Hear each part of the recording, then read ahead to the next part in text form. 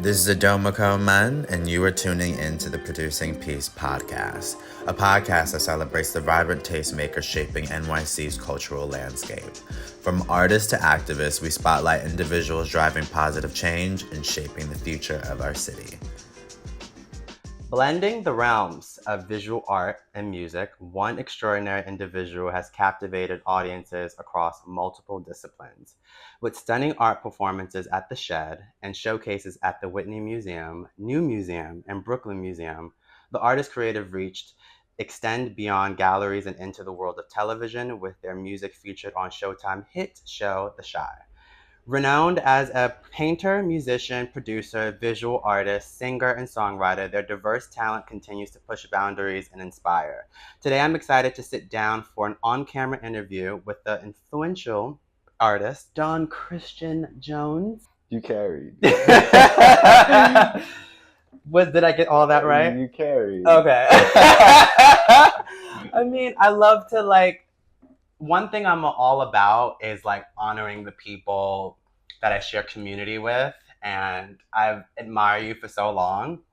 And actually, before I came here, I was talking to a girlfriend. I was introducing her to your work, and then she was like, "I'm naming my child after him." But I'm so glad to be sitting here with you today.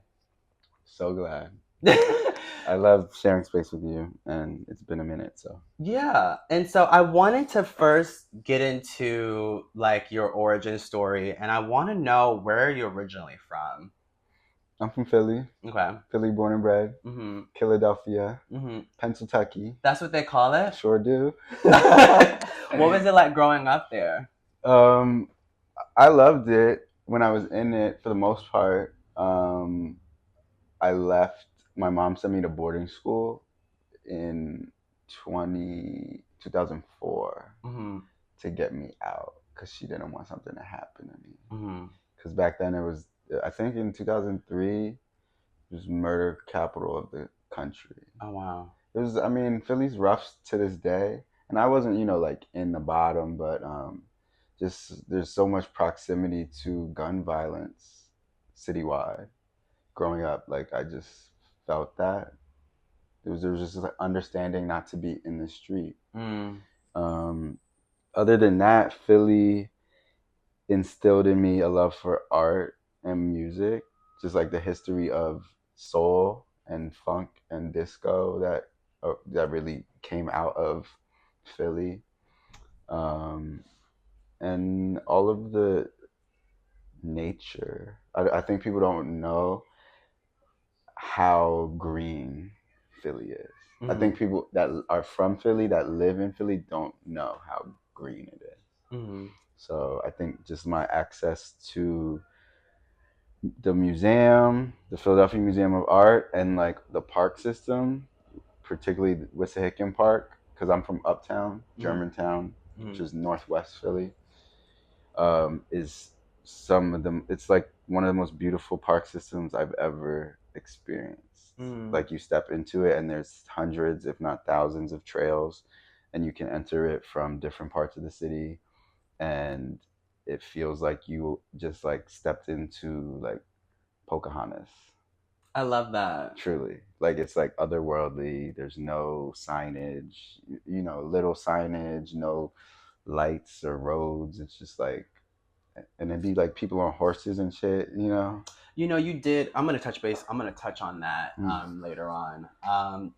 But I am curious. I didn't know that you went to boarding school. So was it you spent your summers in Philly and then your holidays, and then the rest of your time you was away? Starting in high school. So when I was 13, I went to my school was in Bucks County.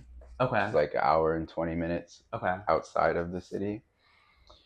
So yeah, starting then, I would only come home in the summers. Oh, wow. And so from there, you went to Wesleyan, and that was my dream school I wanted to go to. Really? And, yeah, I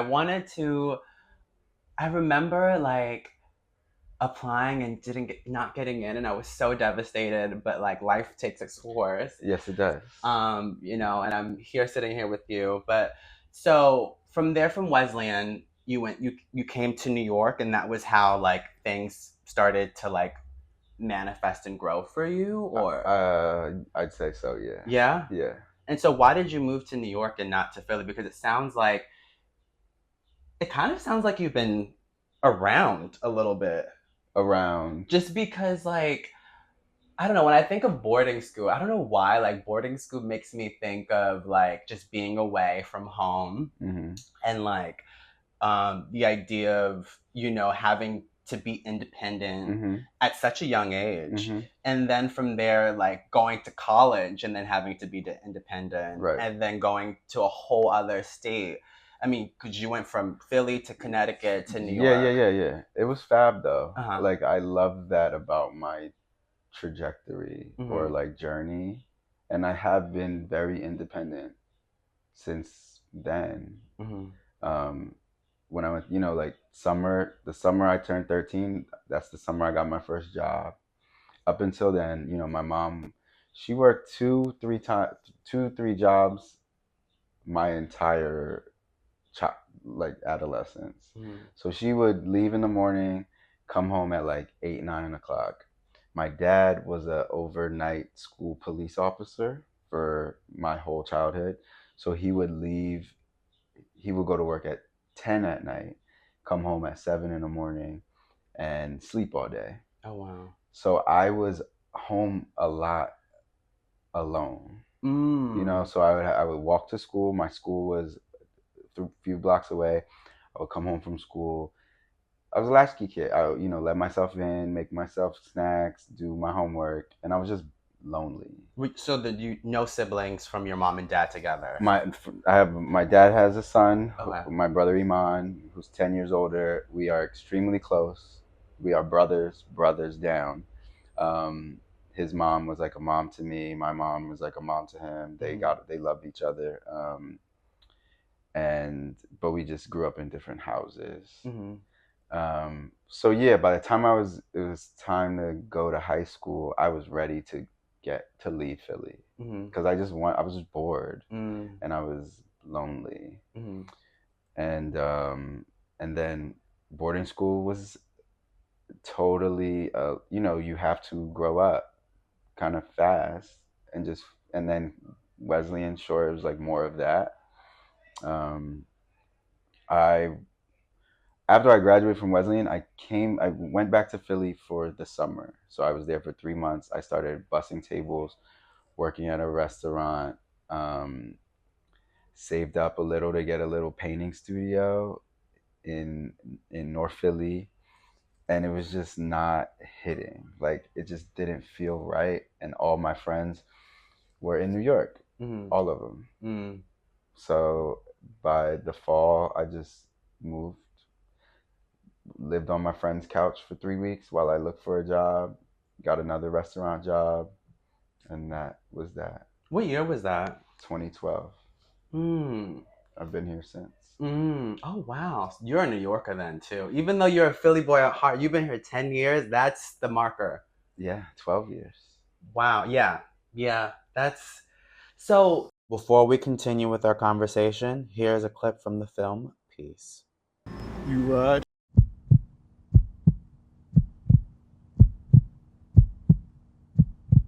Always into the day I die.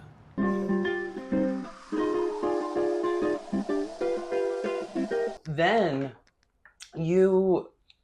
so I got familiar with you through the way how I was introduced to your work was I knew a stylist, and the stylist they were mentioning you, and they said that like you did a show for like Gypsy Sport, like you walked the runway for Gypsy Sport, and then I think you did a performance and you was wearing their clothes, and so like then I got familiar with you, and then I don't know, and then afterwards it was just like your music just started to like come around, and so yeah, I mean like I just remember being like, oh my god, his music is like so good, and it's not like I listen to your music, like I'll drive the car and I'll play your music, I'll sing your songs, I'll like like there was like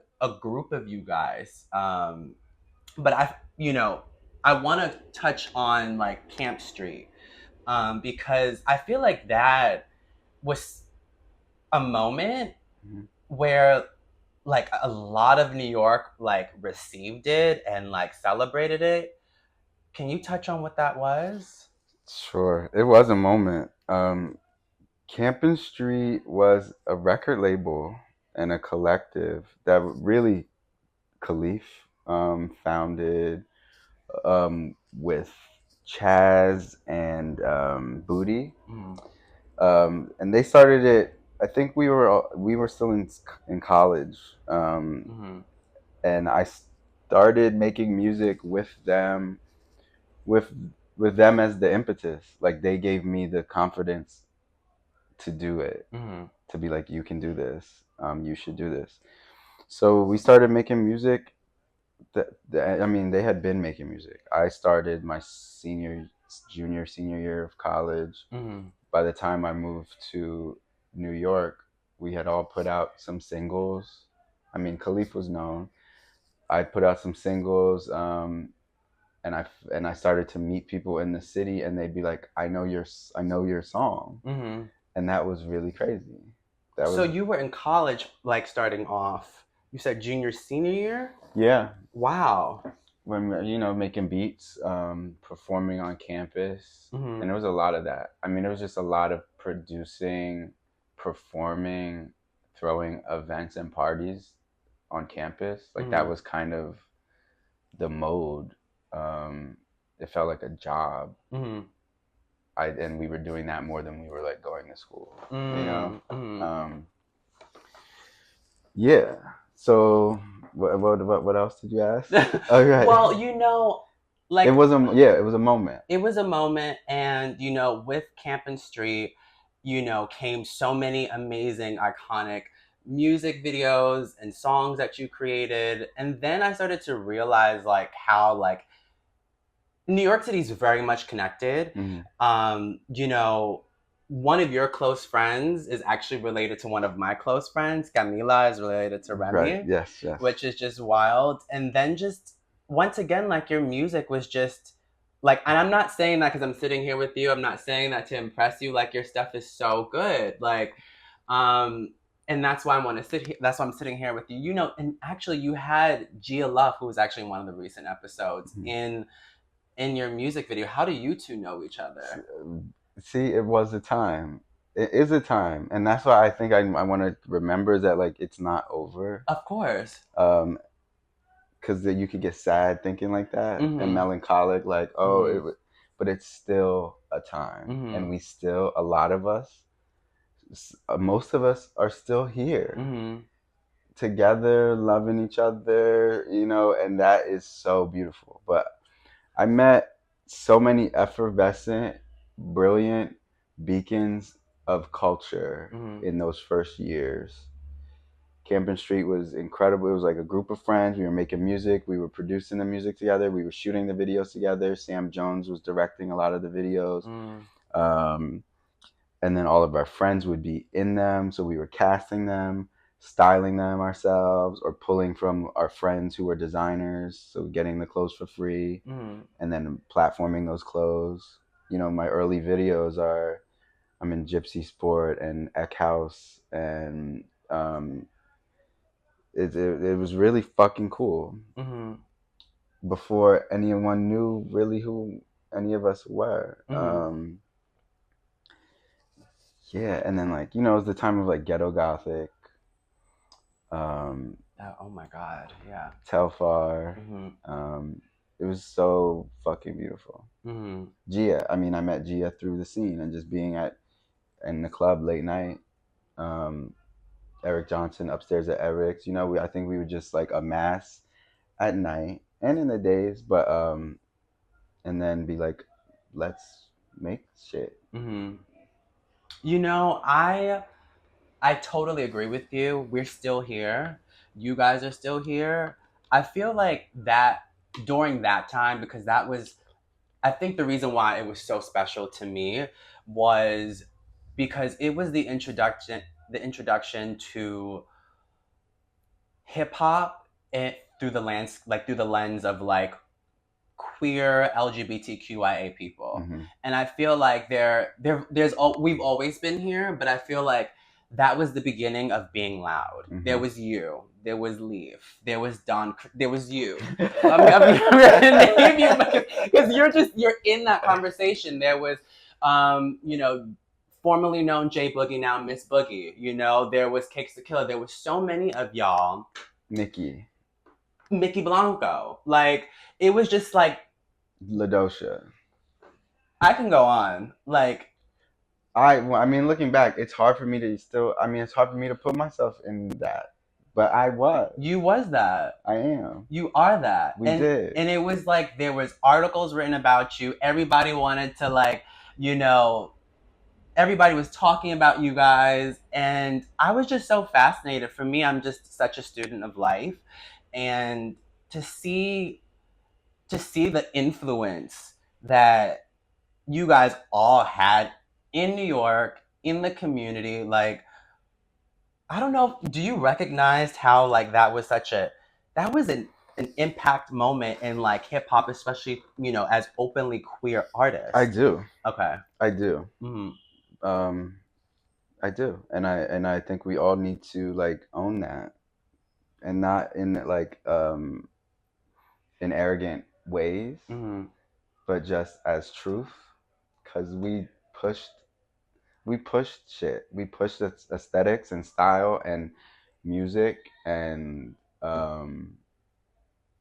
yeah, I think we were really setting a stage. Didn't really know what what we were in when we were in it, Mm-hmm. but then to see the effects and impact in mainstream ways today, it's Mm-hmm. like very obvious to me. Mm-hmm. It's very clear. What did it feel like being part of the beginning of that time?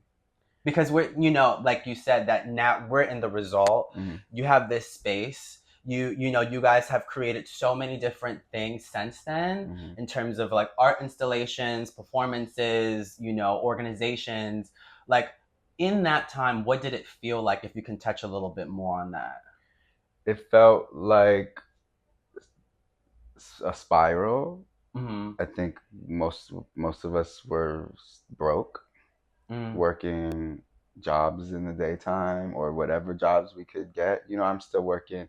I was teaching for so long. I was working in restaurants, and then I started teaching and painting murals in community, while trying to also make the art we wanted to make at night when we get home, in our bedrooms, recording in our bedrooms, performing at raves and basements at 4 a.m. and then getting up to go to work at 7. It was crazy. I first lived in Harlem for 3-4 years. That was my first apartment, which I got with Camilla, my friend Amani. That was our first lease, and it felt like we were adults. Like, how, oh my God, we're on a lease. Mm-hmm. But in hindsight, like, that apartment was so crazy. Like, I was next to a trash alley. You could reach in my bedroom window. It was on 141st and Lenox. You could reach into my bedroom window and ruffle shit on my desk. Oh my God. Like that. But in it, it felt good. It felt like vibrant. It felt, but also scary, because it was paycheck to paycheck every month, up until a few years ago, a little pre-pandemic. It has been so uncertain in existence and maintenance of living in New York. Like, can this keep going? Can I afford this rent next year, next month? Will I have a job next year, next month? So I don't think we had the time to process what we were doing. I think a few of us started to really abound outside of the city and hyper-local communities, because they're now touring across Europe and worldwide. And then it's like, whoa, things are picking up for some of us in really beautiful ways. It was also this age of the internet, hyperconnectivity via the internet. So a lot of us were meeting first on SoundCloud and Tumblr, you know? Mm-hmm. This is pre-Instagram, really. Mm-hmm. So like we met Joey LaBeija. I mean, yeah, that we met in real time, but such a huge, important, formative person in my story. Mm-hmm. Baby mother, huge, formative I friendship. see you talk her up all the time. I Like, know about her through she you. is my favorite rapper. Mm-hmm. She's amazing. We met like in 2012 on SoundCloud, you know, and the stuff we made with LSDXO, like crazy shit that I feel like was pioneering music, but we all met online. You know, I feel like for you to be that honest is so endearing, because people don't understand that, like, there's a hustle to being here. There's a hustle, and and I can totally relate to that. Like, just keep going, keep going, keep going. Just keep swimming. Just keep swimming. I say that all the time. I'm just like, I say my affirmations to always stay optimistic and positive, especially as an artist. But your music, like, it was a lot of you guys' music that I would sit and listen to, just because it was like, it felt communal. I would draft up like ways of how to collaborate with you guys, and so that's why I'm so excited to sit with you. And you did, and this isn't our first collab. It's not, and so, but we'll get to that as well. But one thing I do want to talk about is your process with the was it a residency or a performance you did at the Shed? Because that. I remember, I was like, can I get a ticket to come? Like, I want to come. And then I went, and it was just, can you talk about that? That was a really special project that I think has changed my mode of working a lot. It was the second year of the Shed open call. I think it was the second year of the Shed's existence. And the Shed is a very complicated, weird space, to be frank. And just Hudson Yards in general it's a fucked up space. I'm sure there was, because it was new, that means that you had to have made some sort of history being there, correct? Or I think so. Yeah. I'm just gonna say that you've made history being there. Well, I mean, the first year of round of open call artists were so beautiful. Like my friend Richard Kennedy, another one, made beautiful work. In that first year, I think, who else? Yulan, and then it's considered a residency, but you're working on your own to produce a show for their summer season. So some people are making painting work, or others are making an opera or sculpture. And I chose to make this piece that I've wanted to since I was a kid, almost. Like, it was like a dream that I retapped a dream. And it was about my mom and her sisters. She has 4 sisters. There's 5 sisters total. All from Philly. And they all love cars. They all love foreign cars. And they're all really pretty. They're beautiful women who raised me. Each of my aunts holds such a specific place in my heart, and they each embody a different archetype for me of a black woman, of a woman. And they're also, this trope of like black women always having to be strong and but they are like, they are that. They're resilient, they're witchy, if they know it or not. Like, the powers that they command, I'm sure people like this in your family, in your life. These women that command magic, manifest lives amidst struggle and turmoil. So I wanted to make a piece that honored them, but also reconnected me to them in adulthood. And I just have distinct memories of growing up in the back seats of all of their cars over decades. I remember each of the cars. I remember when they would transition into a new car. I remember the music that was playing on the radio or the CD changer. The light through the sunroof, the rainy days, the drives to Atlantic City to go to the beach. So distinctly, so clearly. So I wanted to make a piece about that and invite them to it. So I scored an 1.5 hour long soundtrack. I made video work that was projected, and it was a living installation with found objects. And I installed my car, a Volvo, in the middle of the shed for 3 nights. That was your car? That was my car. Boy. Fancy. Oh my God. Continue. Sorry, I don't want to. And a part of me, I manifested that car. That was my dream car. That is my dream car to this day. I said when I was a kid, like, that's the car I want. And then since being in New York, I worked my tail off in a myriad of ways, a lot of different ways. Okay, live your life. To have that, and then make a work about it. And I also know that car is because I worked on that piece for a year. It took me a year to make it. And I went back home to Philly, to all of their houses, to Jersey, to Atlantic City. And I touched California. One of them was in Cali, living on a commune. And I went through their closets and I pulled their old dresses and clothes, their wardrobes from the 90s. I went through their photo albums, their journals, their letters, and I took what they would let me take.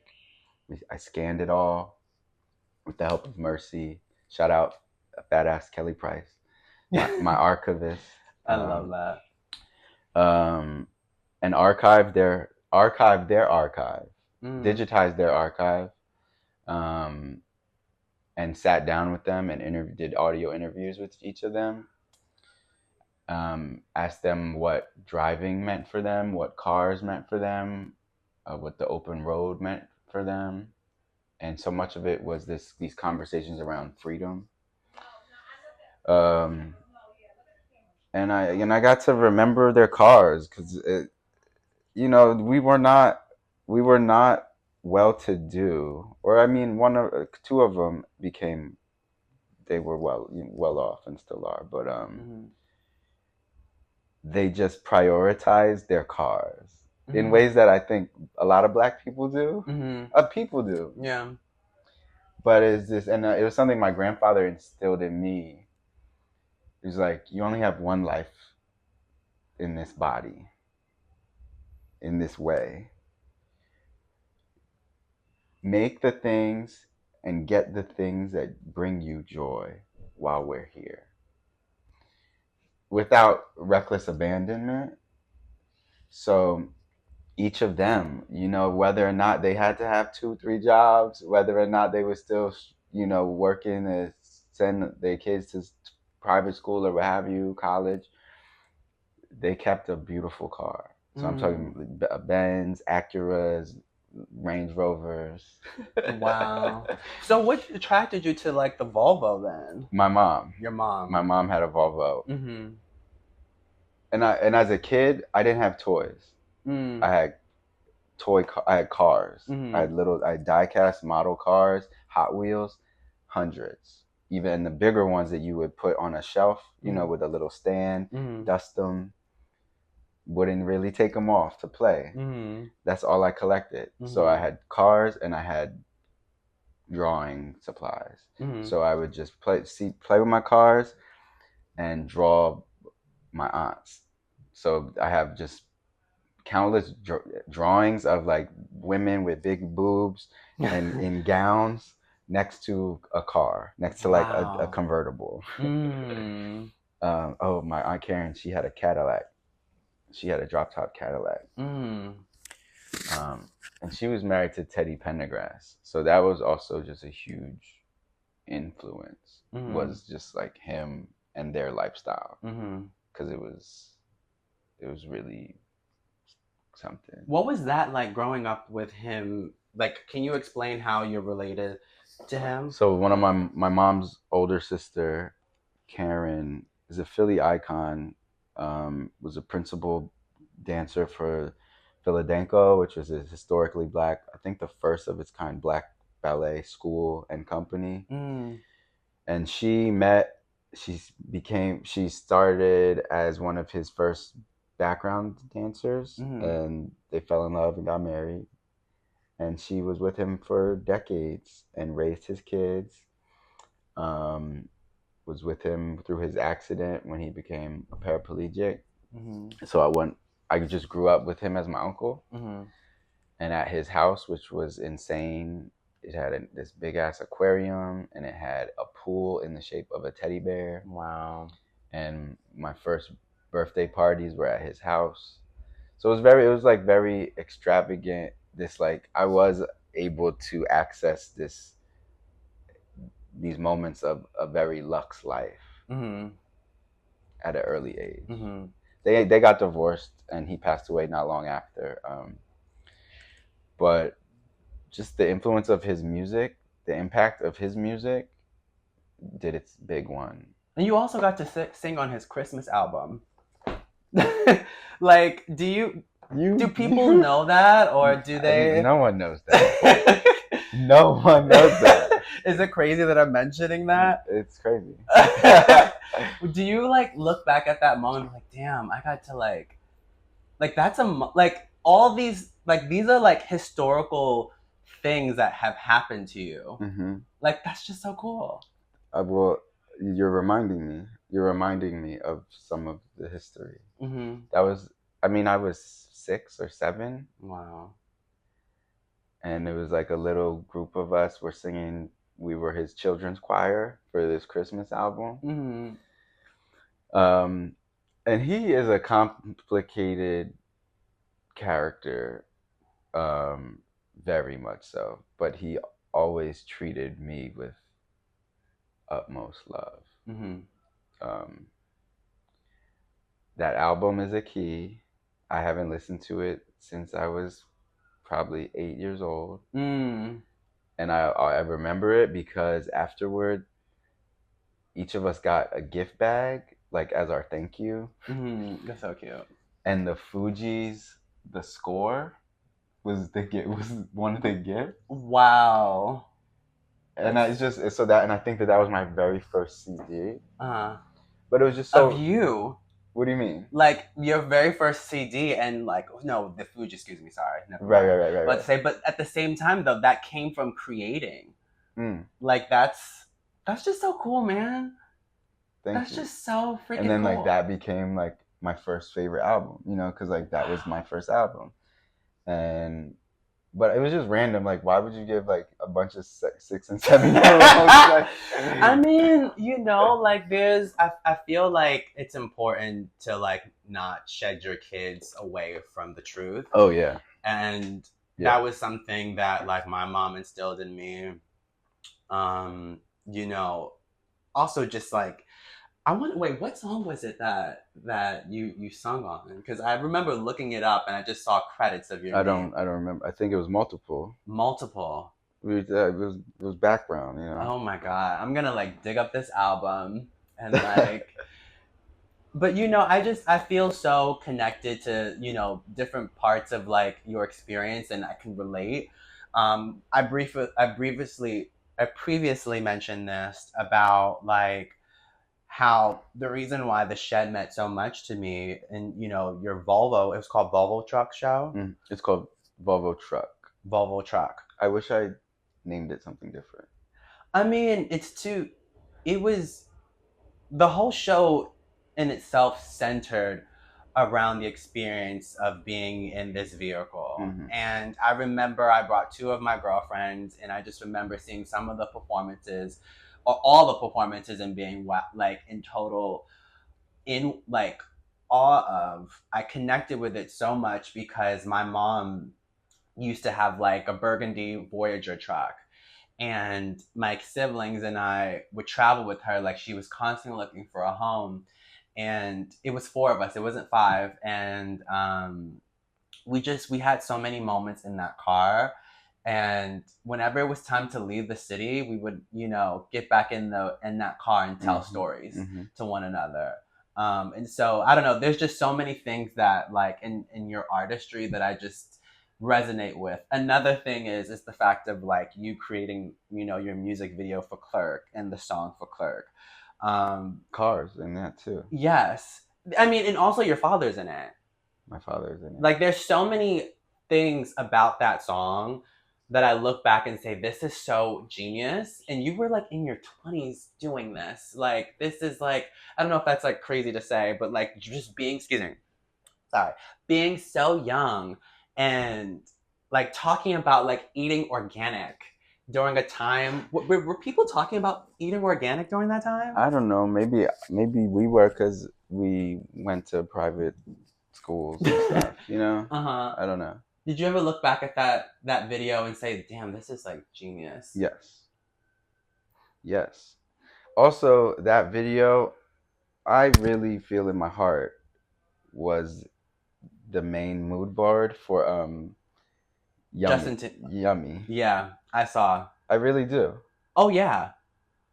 And I'm so proud of all of my videos, but that one, Chop, My Crew even, because they were the product of all of these loving friendships. Like, it was like, these 10-person crews scrapping together, and they were doing it because they loved me. Those first ones, no one got paid anything. Like, I still feel like I owe these people. But from, like, the production design, to the set pieces, to the styling, we were all doing it together. All of my friends willing to be in them. It was wild, to lend their homes, to lend their cars. It's crazy. And really high level art from a formal standpoint. What was it like having your dad be in the music video? You're literally his twin. Like, your whole family's just so good looking. I tell you this many times. Like, and just the fact of how you decide to display him is just amazing, genius. I am so glad that he was in that. He wanted to be in things. Like, that was his dream. I love that. He wanted to be an actor. He was one of the first male models for Ebony Fashion Fair in the early 70s. He moved to LA in the 70s, tried to do that thing, came back to Philly, co-founded a theater troupe, Bushfire Theater Company. He just wanted to be on stage. He wanted to be, everywhere. So once I started performing and making things, it was obvious that to, like, invite him into it. What was his cues? Be himself. No, I mean, like, in terms of, like, you said that it was obvious he wanted to, like, be included. Like, would he be like, hey, yo, Don, like, are you going to put me in your next music video? Like, what was... More aggressive. Really? Like, when you going to put me in some shit? Why you ain't make my movie yet? Oh, my God. There's, like, this video that you post of him, and, like, you're, like, shirtless, and he's wearing, like, a red, like, I think it's a red long... He was in the bathroom. Yeah. I was doing a face mask. And he just busted, and that was our relationship. I love you, man. That was our relationship. And it was hard growing up because he was so intense. And this a lot of machismo, a lot of, like, very hyper masculine energy. He made me box every day before school, put him up, and, like, annoyed the fuck out of me. Like up until adulthood, I didn't get it, and we were very opposing. But when I moved to New York, or no, in college, and I started to really become a creative and wear that on outwardly, that's when he was like, he just changed. He embraced all of my friends. He loved all of my friends as if they were his own, especially if lets you be an eccentric, lets you be visibly, vocally queer and loud or trans, and he just was like, yes, go, be that. Your friends are incredible. And it was so surprising because it was really like a 180. It was like I watched him in his 60s become a new man. And then we became so close. Even though I'm in New York, but he's the type, like, he will bust into your room at 6 a.m. because he had an idea, or he will bust into the bathroom when you're in the shower because he had a plan, or had to say something. I think it sounds like to me, because I didn't get to meet him. He seems like a remarkable man. He's a Libra like I am. That's right. And I always say this, and I probably sound like a broken record, but the reason why I feel like my mom has always accepted me was because she saw me in her, and she had to protect that. And I feel like maybe once you left, there was a great distance, and he saw himself in you and had to protect that. Because you guys are literally like I haven't met the man, but every time I see you post him, it's like you're a split image, and like you guys even have the same mannerisms. And I feel like maybe that's why that came into fruition for you. I don't know if that's. I think in part for sure, and everyone says that. Everyone says that I look just like him. I walk just like him. But your mom smile. But I think I'm gonna probably just go through some of your discography, because like a lot of it is just so genius. And I remember listening to Where's the Smoke, and I was like, he's literally talking about being a Sagittarius. Is that correct or no? Okay. I was like, this is so genius. And it wasn't so obvious either. It was just like, oh, you are making me blush, because this is all I've been waiting for. Really? It's like, or to talk about the music, because I do feel a little distance from it, though I've never stopped making it, and I'm just sitting on so much music over the years. Some of it I listen back. A lot of it I can't hear. I don't want to listen to. Why? Mostly due to like the mix. Okay. The mix. I wish I had better skill at mixing my stuff, or had the money to get it properly mastered. But other stuff I listen back, even the stuff that 2012, 2013, I'm like, this was really different. Gatorade? Say it. That song, it's like the way how you, like, when you put stuff together, like that song, I don't want to sound crazy, but that song made me feel pretty. Like, I was like, shorty, what you sipping on? Well, then that's not even my lyric. So that was like the one, I've done a couple covers. I've covered, I don't want to know the original. That's Young Lean. It's Young Lean. Yeah. Who I met on tour. I played a show in Stockholm. He had just come out, and he was younger. Like, he's younger than us. But he had just come out, and that first mixtape he put out, I have it on record.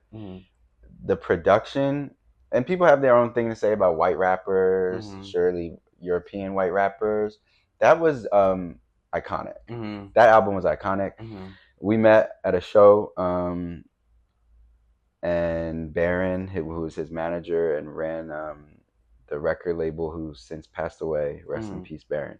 They took me out a couple nights, and I showed me a great time, and I was like, oh, I love this city, y'all are dope.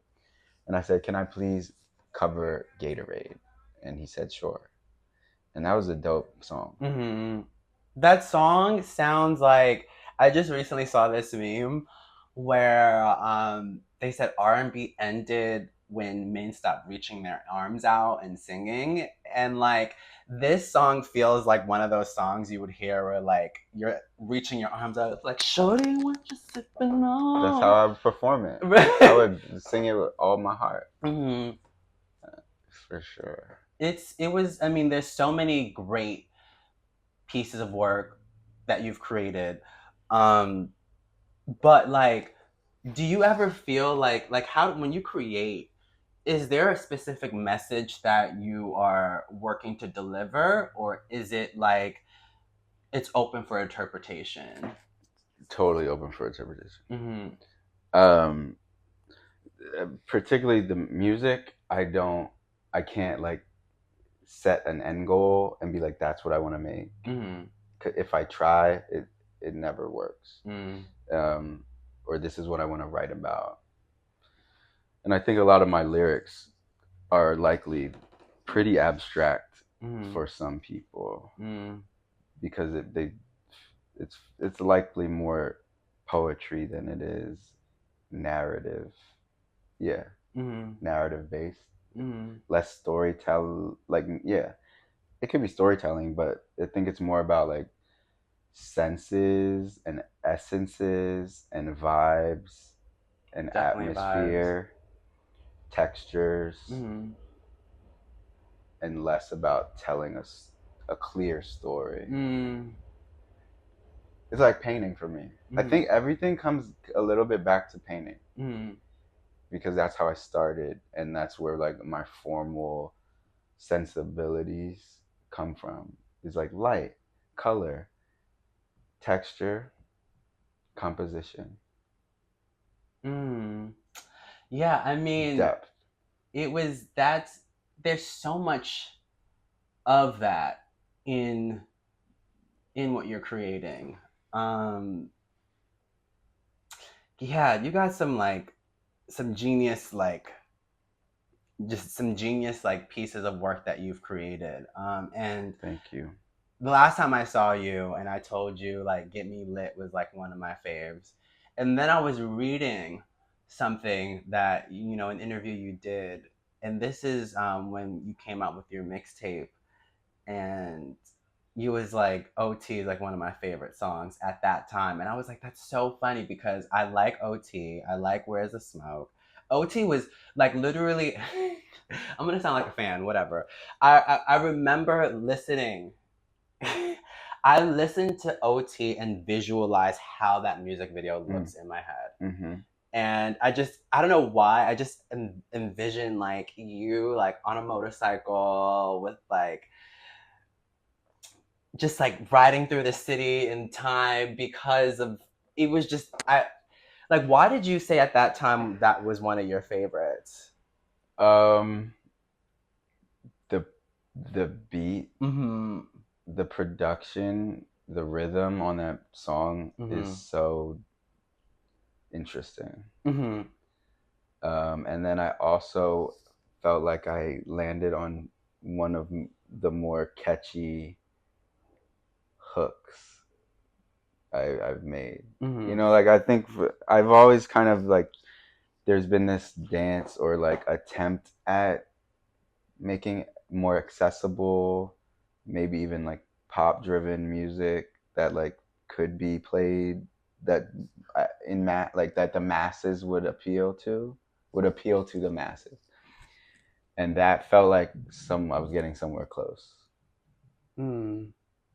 Does that, you know what I mean? Yeah, I mean, there was that whole like that body of work I listen to all the time, like Black Quaker, like it just, wow. There's so many like so many like musical like just moments, just like like influences that I just listen to. And like one thing that I love is that like for me, like this is who I am. Like I'm not pretending to be West African. I'm not pretending to be queer. I'm not pretending like there's no like, okay, like this is how it has to be. Like I just am. And I feel like, and please correct me if I'm wrong. Like I feel like you are a black man, you are a queer man, you're a Philly man, and there's not like a let me remember that I'm queer. Let me remember, let me remind people. I feel like you just are, and then it just like is palpable that like people get the message that that's in your music. And I feel like there's sometimes people need to like you'll see a lot of artists who come out with like I'm gay and then wear glitter. I don't feel like that's you. Like I feel like you just yeah, I'm like sometimes you'll sing about women too in your songs, but like at the end of the day, it's like I didn't say anything. I'm giving you music, and this is what I'm feeling, and I love that. I appreciate that because I hate gimmicks. Right. And I don't like things that feel fake or faked. Yeah, that's so Sagittarius of you. But in one of your songs, you also talk about Rikers, and I did some research, and I then discovered that you, at one point, worked at Rikers, with the youth in Rikers. Can you talk about? Well, Rikers is like this, like it's a prison or is it a jail or? It's a jail. Okay. It's a jail complex. Okay. That is comprised of 9 small jails. Actually, it's really crazy, not enough people know what we literally live around. It's not that far from here. It's in the middle of the East River. Every borough surrounds this microcosm of the American carceral system, prison as industry, as prison as capital, and we all just go around our days, our lives, as if this doesn't exist. But a lot of us, particularly Black, Brown, Native New Yorkers, have people or histories connected to Rikers. Yes. Myself, well, yeah. So I started working there, painting murals with incarcerated youth there. I've done 5, and it was 5 consecutive years, pretty much. And I did a mural a year, and they would span like 2-3 month long projects.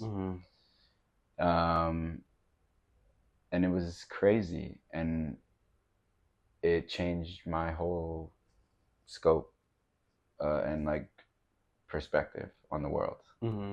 And when I was there, after my first one, or when I was in my first one, my dad told me and admitted to me and my brother for the first time that he was held at Rikers for 3-4 months the year prior to me being born.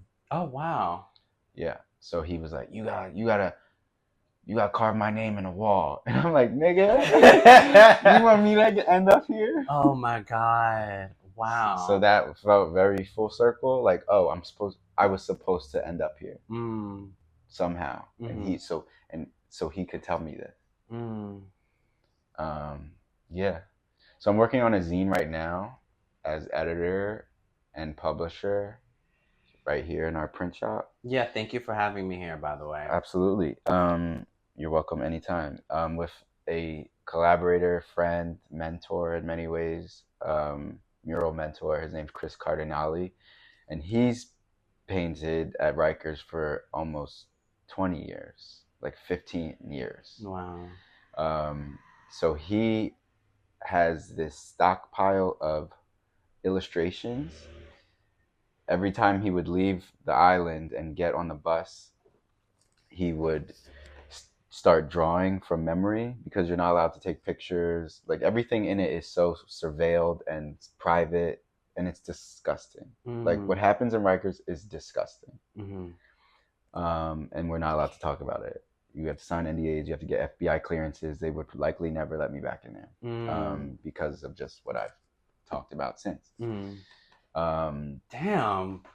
The first mural I ever worked on there was with Khalif Browder, who was a young Bronx teen who was held there for 3 years unjustly. After he got out, it was proven that he was innocent the whole time for stealing a backpack from a playground. and he got his GED, and he got into college, and he succumbed to his PTSD and hung himself in his mom's Bronx apartment. All the while, prior to he was exploding what was happening in Rikers from the inside. He was on The View, he was in the New Yorker, really exposing everything. But then he still died. So yeah, so I'm working on this zine right now, and it's a book of illustrations, of Christopher's illustrations, and it's almost done, and I want the world to see it. You are just so multifaceted and nuanced in the way how you create. And I just imagine like there's a lot of consideration, and like it can be like emotional in a way. Like for example, like I remember watching Chopped, and I don't know, like it's such a, like I don't know if it's because of the music video, but like, and that music video is just like, it's, I feel so much emotion watching it, just because of like the people who are involved. Like, you know, I don't know who Applesauce is. That's how you pronounce their name. Applesauce. There was Applesauce. Rest in power. Rest in power. And then last year there was O'Shea. Yes. Rest in power to them too. Wow. And so I don't know, like when I listen to it, it makes me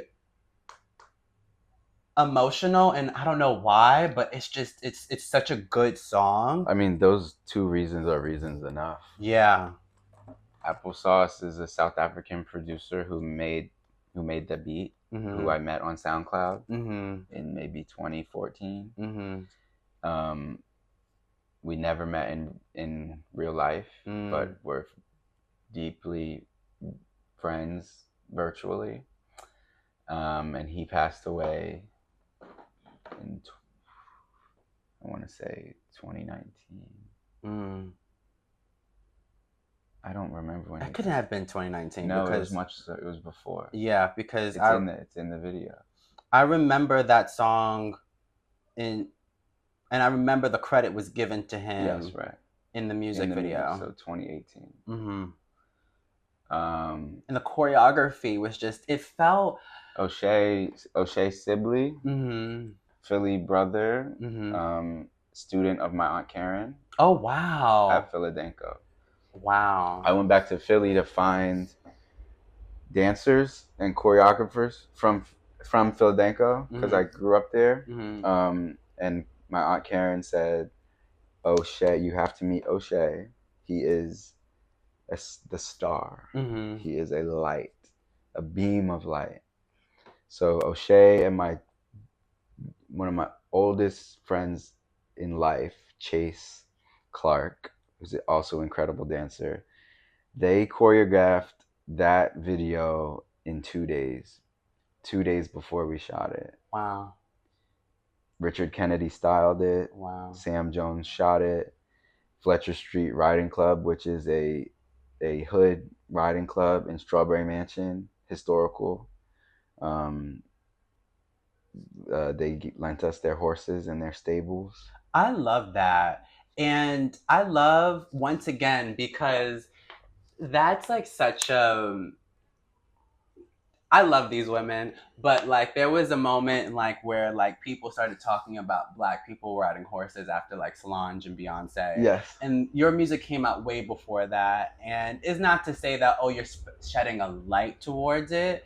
It was once again like, this is where I come from. And you are like, one thing that I feel I have in common with you is humanizing the experience. And when I saw that, and they weren't like in cowboy hats, they looked like some hood motherfuckers riding horses. And that's how it is. And I loved that. That is how it is.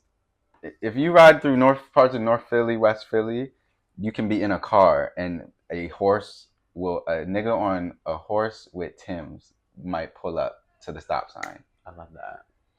and I just remember that. Mm-hmm. And that video was so cool to make. What And we time of just the had, year? and that was the first video I had a budget for. Mm. This production company, Super Deluxe, wanted to produce it. They've since taken the video down. I don't think it did the numbers that they wanted. I don't think they knew. I don't think their audience was my market. I don't think I appealed to their market. And they took the video down after like a year, which made me really sad. But I still have it on Vimeo. Yeah, I see it on there. I should figure out how to I don't know. But it's a record of O'Shea and Wandil in ways that applesauce that should be seen more. What time of the year was it shot in? February. Okay. January, February. Okay. It was winter. It was cold. Yeah, it felt it. I literally feel the vibes of that song. Continue being up to date with all things peace by following the links attached to this episode. Thank you for tuning in. Now let's wrap up the show. One thing I did want to talk about was the process of how you came along to the Sade tribute video that I did. Which I don't know, like in my head, I don't know. I'm always just like, will people say yes? Will they say no? Like everyone is just involved in their lives. Like you're involved in a lot of different things. And I just remember approaching you. I sent you an email or a DM. I don't remember how it was, but I was like, it would be so cool, like, to have you involved in it. Because you're not, do you consider yourself an actor? No. Like, and I remember, like, I was like, this is so not what he does from what I know of him. Mm-hmm. But, like, you know, don't ever tie a person to one specific identity. Sure. And so that's why I was like, it would be so cool to have you. And I'm just, once I start working with artists, and if the energy gels and works good, I want to continue it. And so, like, to have you involved with that was so amazing. Can you touch on, like, what your side is? Because I don't think I ever really got your side. Oh, I hope you know that I had a beautiful time. Okay. And I love the work. Mm-hmm. Thank you. I want more people to see it who haven't seen it. Mm-hmm. Yeah, you asked me, and the concept, I do things. One main thing is, like, if you're my friend, I'm likely going to do it. Mm-hmm. And then if you're my friend and I trust and believe and love your vision and style, then I'm definitely going to do it. Mm-hmm. So, like, that was a no-brainer for me. It was Sade. So, like, the fuck I'm not, like, dude, who's done this before? Like, who's done a queer Sade? Mm-hmm. And I like to perform. I like being in front of the camera, so I have little acting experience, but I would like to. Mm-hmm. I'm going to hold you to that now. Okay. No, I love your films. I love your storytelling. And that was easy because it was unscripted. Mm-hmm. Like, I didn't have lines. Mm-hmm. I just had to be a dude on the beach. Mm-hmm. I love the styling. I love the light. It was painterly. And the photography that abounded from it. Oh my gosh, she was amazing, Alex. That's Phillips. some of my favorite photos. Also, you in that Fendi suit. Yeah, you ate that. You ate that. I just love the photography too. Mm-hmm. Some of my favorite pictures. But you have a real through line in your imagery too. Thank you. Like, I see the thread of and your style. Mm-hmm. And there's like there's a nostalgic, hazy, dreamy quality to work you make that I love. Thank you. That I also, I think, interests me. Thank you.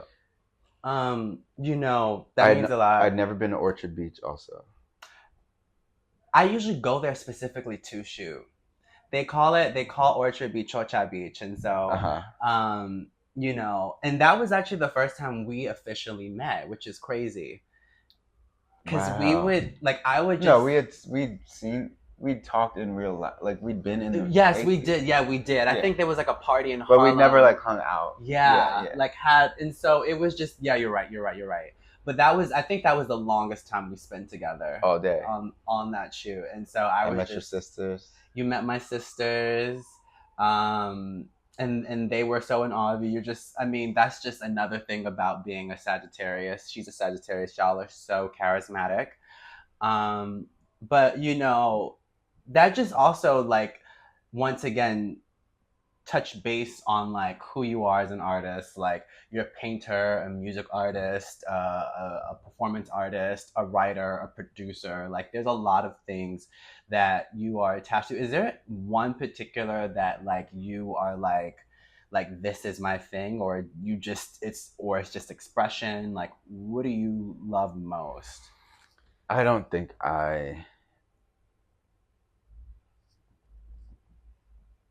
I was thinking about this yesterday because I was with friends of mine who are amazing painters. Mm-hmm. As much as I love painting, it doesn't come easy. Music comes easy.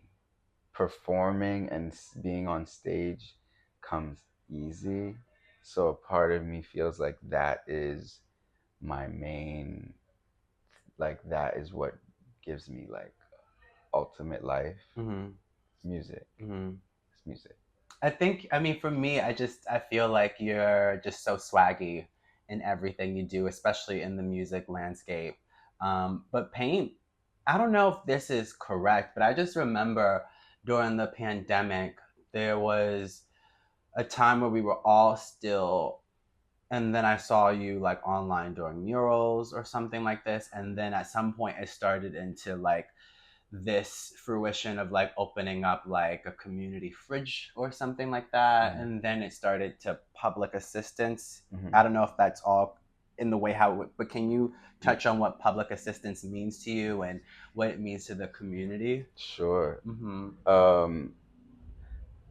In 2020, I quit teaching, like, officially. Like, I made it, like, I'm not gonna do this for indefinite period. Mm-hmm. Then it was the pandemic and everyone lost their job. Like, we were all out of work. Mm-hmm.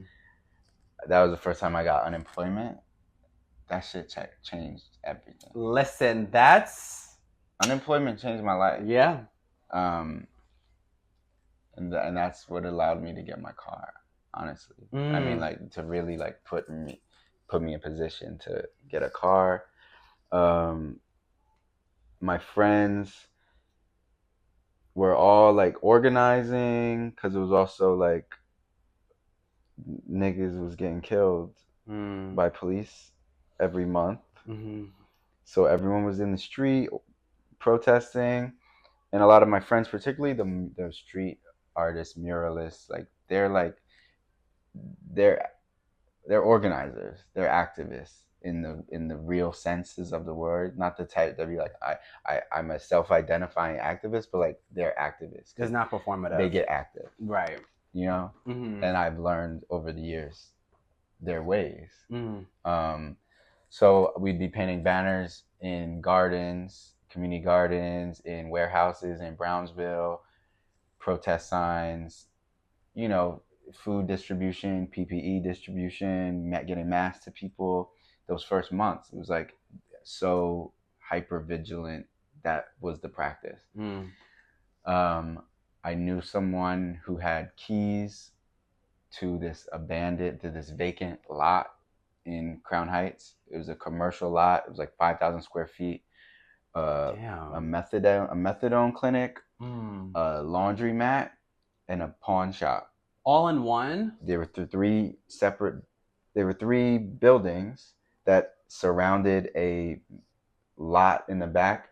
There was a huge, like, roll down gate that you could, like, drive a truck into. Oh, wow. And so they had this backyard area, courtyard space, and then build, like, commercial shops around it on a corner. Mm-hmm. And he saw us doing all this work, and he was like, well, I'm getting out of New York. I'm road tripping the Grand Canyon in my Beetle, whatever, you know, like as some people could do. And he gave me the keys. So I opened it up with Danica, who you met. We opened up the pawn shop first, decorated it. That night I swept it all up real good, sanitized, and mind you, it's rats, roaches running all around the spot, live wires hanging, asbestos was in the methadone clinic, like just like it was just like there was obvious places like we couldn't be yet. And I held a tip jar on my Instagram. I posted a tip jar and I said, help us get this place cleaned up. And I woke up the next morning and had like over $4,000 in my Venmo. Oh, wow. And I was like, oh, wait, there's a need for this. Like people want this. So in the first week, I just started telling people, my friends, come here tomorrow. Come here Wednesday. Let's clean this shit up because we have all this space. Like we could do anything in it. Like what you want to do?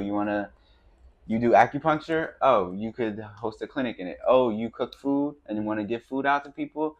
You could host it here. Oh, you paint murals? Paint it. I got walls. You know? So it was just that. We didn't have a plan. I just knew people that needed space. So within a month, all of the walls were covered in murals.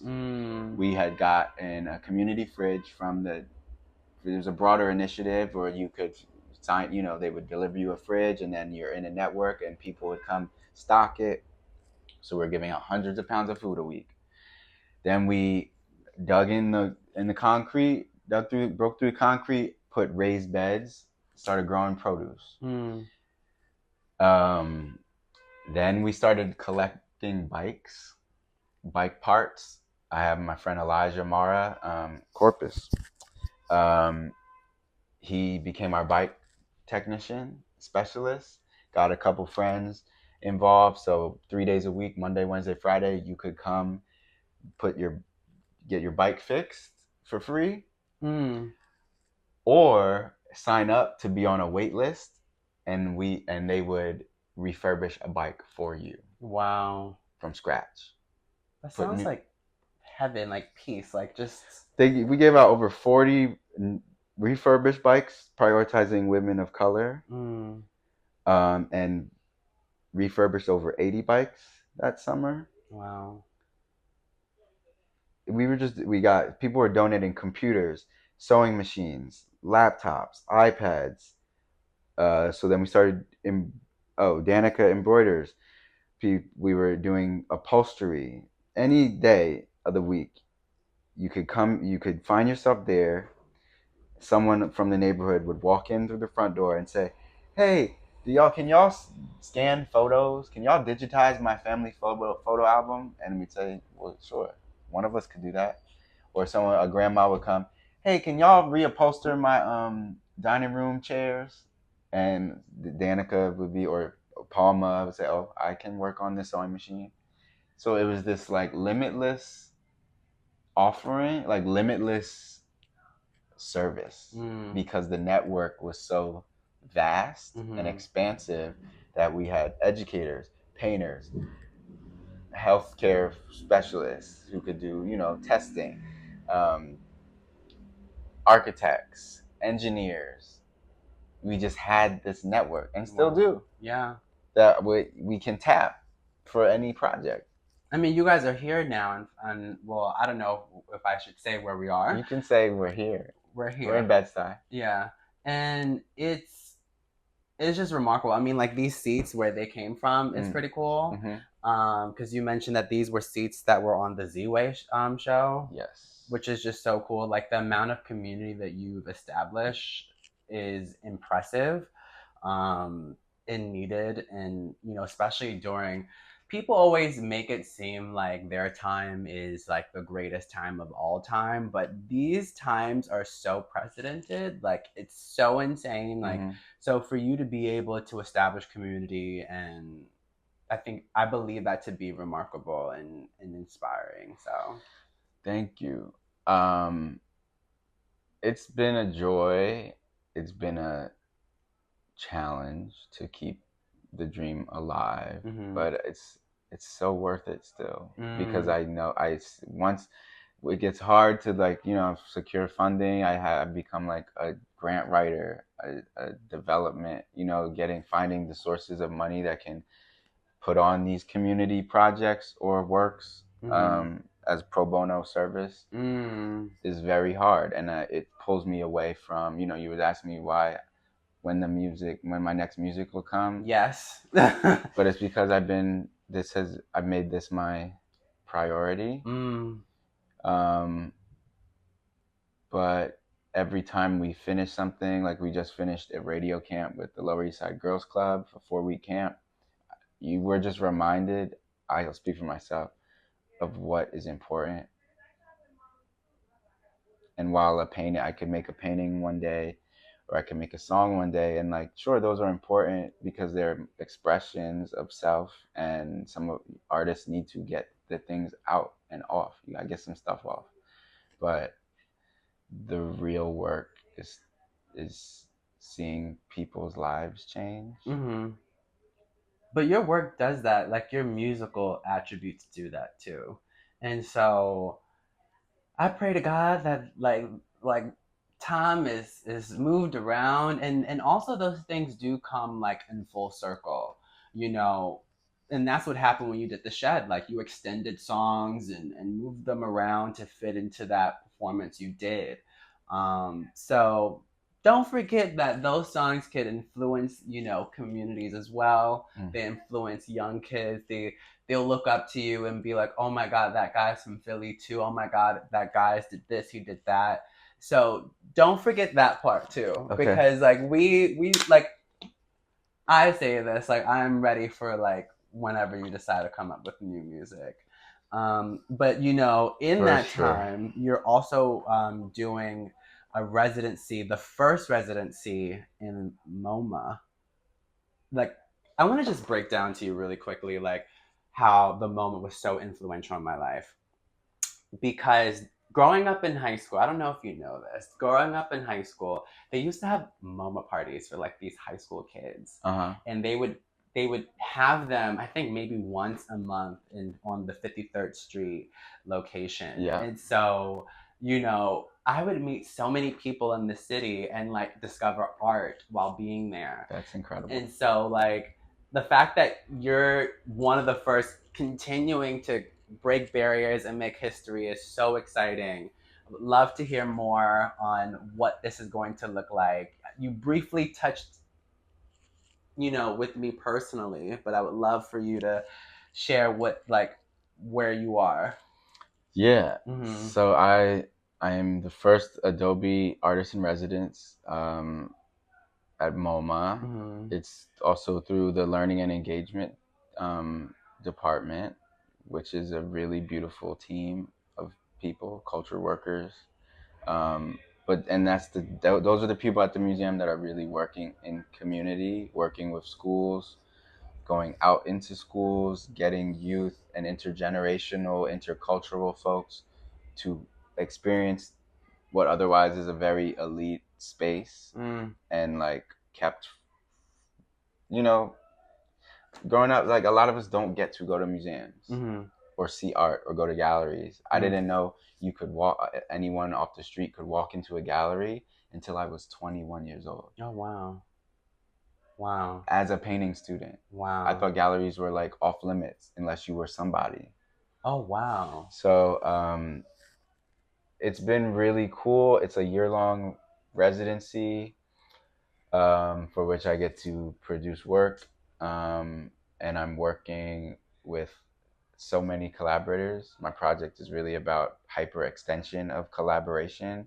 How many people that I love can I bring into the fold to make new stuff with, and then kind of connecting all the dots and see if, some of these people are old mentors or old students or orgs or schools that I used to work at, and where they all connect, kind of like a private eye.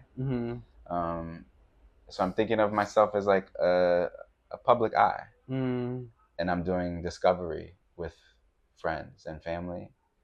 and organizations that mean a lot to me. Mm-hmm. And then at the end of the year, I will get to have a show at PS1. Which, yeah. That's so cool. Oh, I don't know if I'm. Well, you heard it.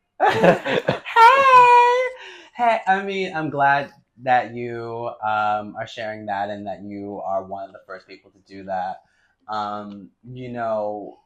Also too, can I mention the fact like of some of your inspirations? Sure. So the fact that like this time you're honoring your father, and I love that. I love that. Can you touch on a little bit of that? Yeah, the project is hugely inspired by him. He was a private eye in Panama during Vietnam. That's so cool. He was drafted when he was 21, but they sent him to Panama City instead, which is God. And they gave him a gun and a car, and he was in Panama for 2 years. And like my dad just recorded and archived his entire life, and the lives of his friends and his children. So just growing up, it's stockpile of photo albums of letters from the war, letters to old girlfriends, divorce papers, just everything. And then once me and my brother were born, he saved everything we made. So I have just binders, and the way he organized is just also, there's like a OCD component to it that is apparent now. But I have every paper I've ever written since elementary school. Wow. Or every little drawing, like laminated, and then all of his stuff. So this project is hugely inspired by his practice as an archivist and a PI. So I'm using like his old suitcase and his old Polaroid camera from the 70s and his flashlight and his magnifying glass, and really just trying to step into a new version of him as it connects, as it merges with me. He passed away in February. My condolences. Rest in power. Thank you. And it was 2 years of cancer battle, and where me and my mom and my brother took care of him. We were his caretakers, and now I just feel like I get to keep him alive in me, in his objects. This is his. I just want to wear him. I love that. Wow. The story. Oh, God, you're so cool. But speaking of your relationships to your dad and existing through him and he existing through you, because you've said that you've been here for 12 years, you said, and in the process of that, you've created so many bodies of work. How would you say is like your growth from then and now? Like, what would you say is different? What is the same? Like, I don't give a fuck anymore. Did you? In what way? There were like these benchmarks of success that I think I thought was gonna like make me feel valid. Okay. I think I wanted a record deal, and I wanted to be represented by a gallery, and I wanted everyone to hear my music, and I wanted to tour, and I wanted everyone to like me, and I wanted everyone to think I was pretty, like all those things, and it creates a vapid quest. Because none of those things ever inevitably satiate or validate you. You have to validate yourself. Right. And I realized that I'm validated by my loved ones loving on me and letting me love on them and be myself. And that's all that matters. So I'm not chasing any marker anymore. I'm just doing what feels good and what feels moral. So then is it appropriate to ask, what does expansion look like for you then? It means getting to the beach life dream that I've always living this glow you got. I want to self-actualize, and I think self-actualization actually occurs at death. But when that happens, I better be the most fullest version of my dream self. And that self is on a beach somewhere, eating fruit off the trees, dancing, singing when I want, making whatever I want when I want. So I think the expansion is likely gonna pull me away from this place that I've called home for so long. You would leave New York? Mm-hmm. And not to say forever or like I won't come back, but yeah. Wow. I mean, even just like your recent project, you know, that you're working with MOMA, it sounds very New York, like how we're all connected. Mm-hmm. And that's what I was talking about earlier. So the idea of you leaving is just like, wow. But that's also just like the future. So I'm going to honor you while you're here now. But my final question then to you is how are you producing peace? I'm gonna tie this into the expansion too, and back to just making what I want to make. Like this place, this thing, this ecosystem of collaborators whom I love so much and get to make stuff with. Like that's part of it. That brings me peace, and the feelings of accomplishment. But then also like next, I'm gonna make a movie and I want to write a book. I want to make a feature length that it's inspired by my life because it's a good one. I'm tuned in. And it's a crazy one. There's a bunch of stuff that I want to share. So like I'm cultivating that peace, in thinking about that next step, and doing it like on a beach, like writing on a beach, like writing my first screenplay, scoring some of the music in like a little shack, a bunk, like a little, where I can hear the ocean. And who knows, maybe where I go after that, maybe I do come back to a city. I don't know, but that dream is what's giving me peace. I love that. Well, Mr. DonChristian Jones, I want to thank you so much for sitting with me and sharing a piece of you with me and learning about your history. Can you please let the audience, those who are tuning in, where they can keep up with you, what you have coming up that they should stay tuned into? Because we're all always interested in knowing. You can keep up with me and us, public assistants, if you go on our website, publicassistance.org, and it's like personal assistance, not to be confused with actual government aid, which a lot of people do. But then you can be abreast of like what we got going on here. It's a 24/7 live streaming radio station as well.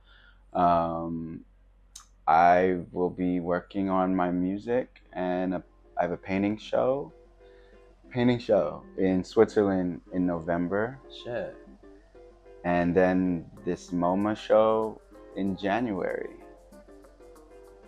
What's your socials? Oh, my personal socials, DonChristian Jones on Instagram. And that's it.